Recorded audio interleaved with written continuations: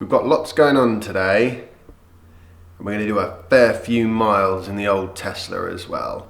So let's have a look at exactly how complicated it is from a planning point of view. So let's have a look then. There we go. Let's get you some cereal then.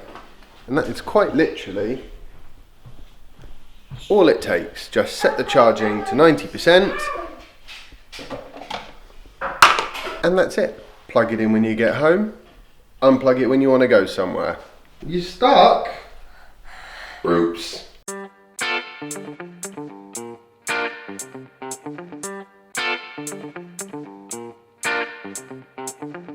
Say hello, Jasper. Hello.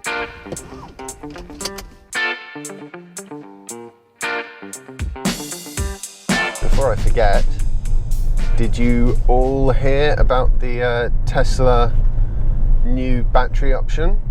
They've done away with the 70 and 70D, and in their place they now have a 60 and 60D. The battery is actually 75 kilowatt hours, and you can unlock the extra 15 by paying Tesla, it's like $8,000 or $9,000 after delivery. But you do get some of the advantages of having the bigger battery, even if you do just get the 60. Principally, the level that you charge the battery to will be much lower because it's actually a much bigger battery, and therefore, presumably, the battery will last longer. And that brings the price of the base Model S in the US down to $66,000, which isn't too, well, it is quite a lot if we're honest. Interesting that they feel they have enough extra battery supply to fit 75 batteries in 60 cars. I suspect their thinking there is that the vast majority of people will upgrade to the 75 option at some point, or possibly even a future owner might. There's never a dull moment following Tesla. They're always up to something. In keeping with the ease of use theme for today's post, I'm going to do exactly what I would normally do on any other day.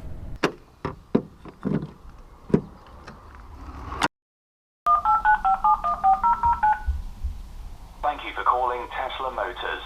For address information, press 1. For service, press 2. Hi, I've got a service booked, and I just wanted to check a few things and just ask you to look at a couple of other things. Yes. Well, you've got the, sounds like you've got the whining noise already then. Yeah, it happens when the car is going at a lower speed and you've only got a little bit of power on. So like when you're driving around a car park, that's when it's really noticeable. Well, kind of, it's like kind of thing. Do you know what I mean? I don't know how else to describe it. There should be a note on there about a seat base. There's a little bit of rubber seal round the rear passenger door. You've reminded me of something else. There's a rattle coming from it. It sounds like it might be the driver's door handle, but it's quite a high, it's very sort of high frequency rattle. Sometimes it's not there, but more often than not it is there, and it is quite annoying, especially as it's right next to me. Brilliant. So the only other question then is, am I booked to take the car to you, or are you bringing a loaner to me? Brilliant. Thank you very much then. Cheers. Thank you. Bye. Yes, bye-bye. I do love Tesla customer service. They do a very good job. My stuff. Our stuff. Good job, Soph. Good packing. If you're wondering about the shave, we're seeing my mother-in-law a bit later. So the generally accepted rules of diplomacy state, yeah, the big beard thing, it's not working for her. There's no doubt about it. I definitely find having a frunk or a fruit or whatever the current crazy term is, that's useful. So we're about ready to go now, and how much effort have I put into making sure that the car is ready for this journey? None. We are running way late.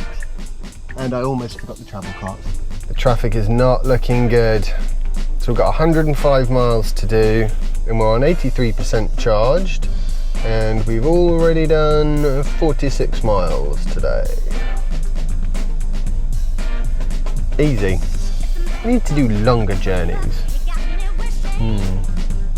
Maybe it's time for a holiday in Italy. Yeah. Would you look at that? The Tesla sat-nav has suggested an alternative route. Following the sat-nav is usually a good idea. It does seem fairly switched on. I mean, I'm sure it's nothing like as good as Waze. Compared to what I had in my Nissan, it's much better at things like rerouting and knowing when you need to charge, which in this case is after we get to our destination. That's it. Following the sat-nav got us into this mess, so I'm going to now ignore the sat-nav and go back to the route that I think makes sense. I mean, it does go through a lot of small places, but... Right, so I've been overruled by the navigator. So we are going to follow the Tesla sat-nav, although it's losing marks as far as I'm concerned. Yeah, she's just gone to the loo, and then I'm going to get some coffee. And unfortunately, it's a petrol station and not a supercharger. We're almost there. Well, okay, we've got another hour to go. You see, the sun comes out in England and it's Friday afternoon and everyone just thinks, let's go sit in a car on the M25.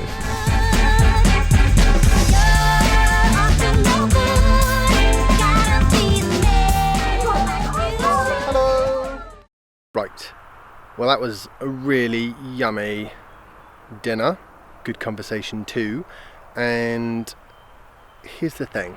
I'm doing this about easy charging. What I don't consider to be particularly easy is only putting in 60-70 miles overnight from a wall socket and then having to go to a supercharger at some point tomorrow morning when it's not really very convenient for me or anyone else.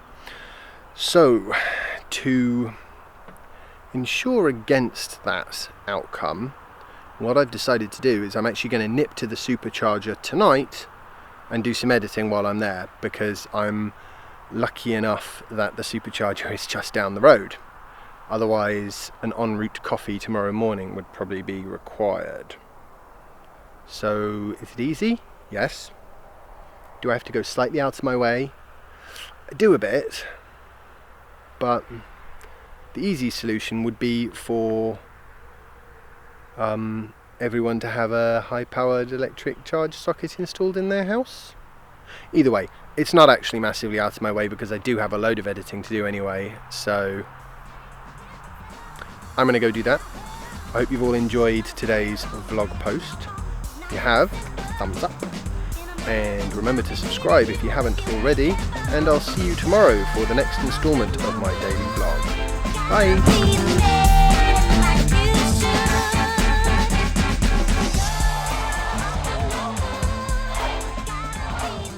40 minutes? I can't do much editing in that time.